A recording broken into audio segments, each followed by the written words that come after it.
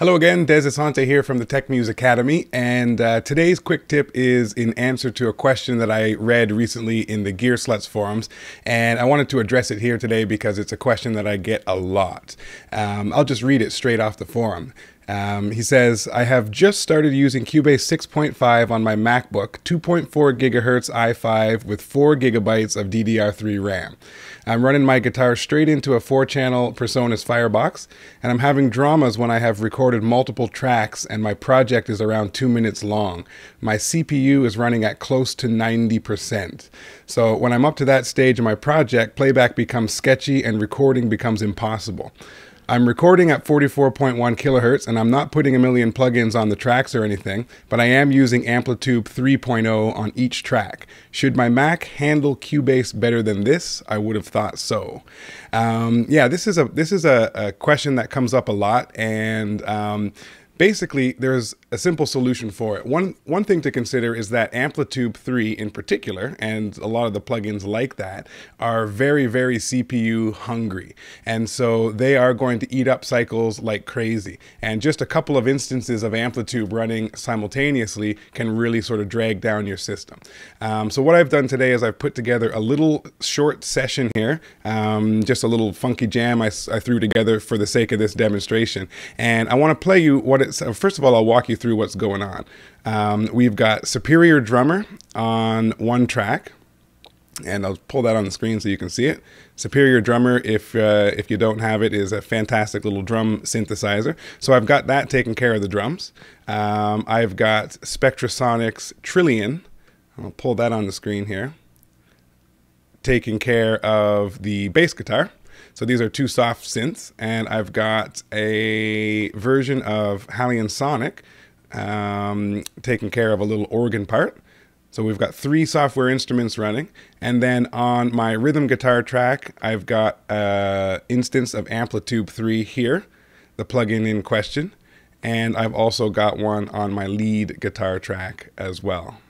Okay, so we've got 2 instances of Amplitude and we've got 3 software instruments running. Really, we've got just these 5 tracks in the mix here. I've got no plugins apart from the ones I just showed you running at all in this session. So let's hit playback and have a listen to how this sounds.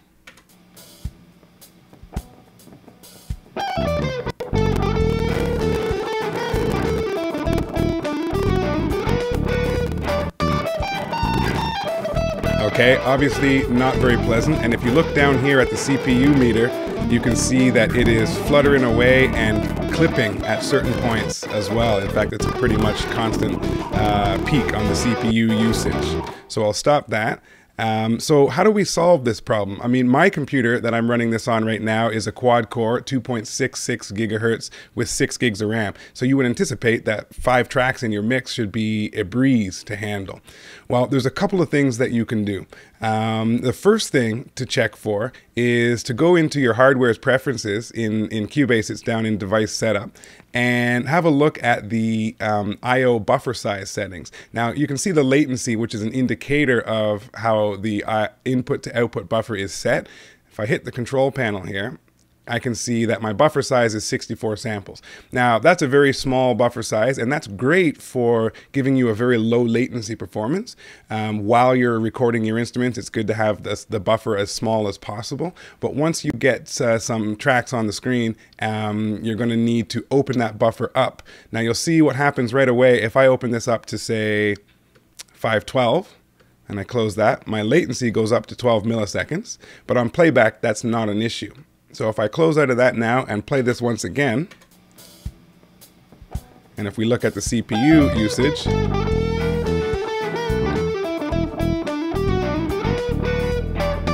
we've got a nice clean playback, and we've got just a nice dance on the CPU meter, nice and low down at the bottom, and everything sounds great. We got a little clip there. And if I go back in and set my buffer even larger, say 1024, and hit OK, bring this back to the top. CPU is even lower now in usage, and these tracks are playing just fine. Okay, so that's the first thing to check. If you found that your buffer is already open pretty wide, maybe you've got quite a few tracks and plugins running, and you are having some trouble still getting the playback to play smooth and clean, there are a couple of other tricks that you can do. So let me go back in and reduce my buffer size to simulate the problem. So I'll bring this back down to say 128. Latency goes down to 3, just under 4 milliseconds. CPU is dancing away again, and we get the occasional clip. And if I hit play,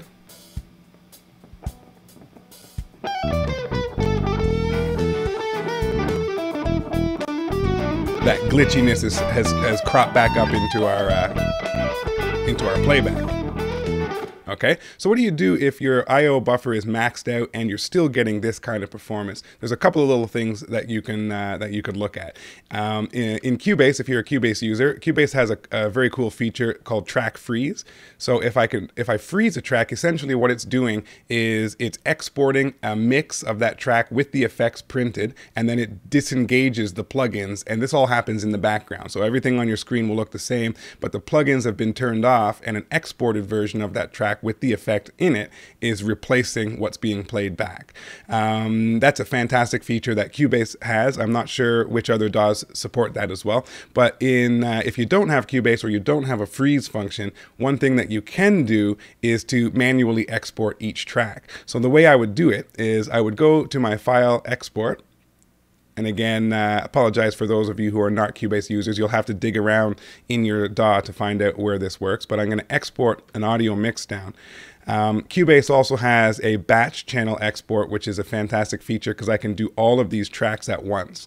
If you don't have batch channel export, then what you'll have to do is just solo each track and export them one at a time into your project audio folder, and then just import them back into the session. In Cubase, they've made it real easy, so I can actually go in and grab my instrument tracks and my audio channels, and I'm going to say bring them back in on audio tracks. I'm going to export at the same bit depth that my project is at, which is 32-bit, and I'll just call these, I don't know, bounce. Okay, for the sake of this demonstration, I'm just going to choose a random place to save them. Here, let me do this. I'll put them on the desktop so I can delete them later. So I'll make a new folder, and we'll call it untitled folder. Sure, sounds good. And we'll save into there, and then I'm going to hit export. So this will take a moment or two, and what it's going to do is it's going to print each of these tracks with the guitar tones, the superior drummer sounds. It's going to bring them all back into the session as audio files.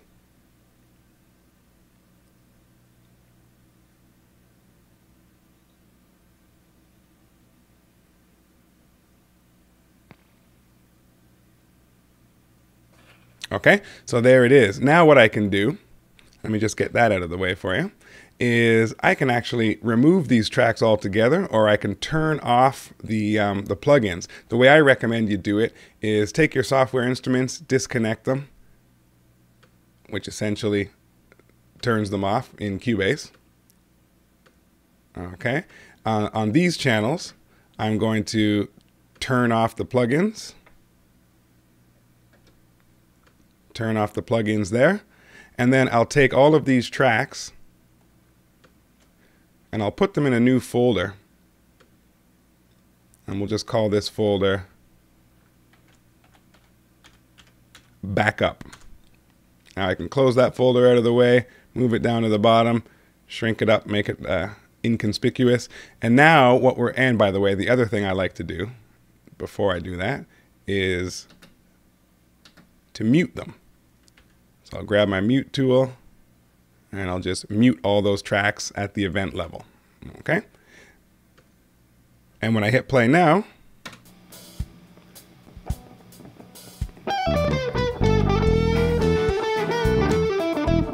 you can see that the CPU meter is way down low, and the playback is nice and clean and smooth, and everything sounds exactly as it did prior to this export.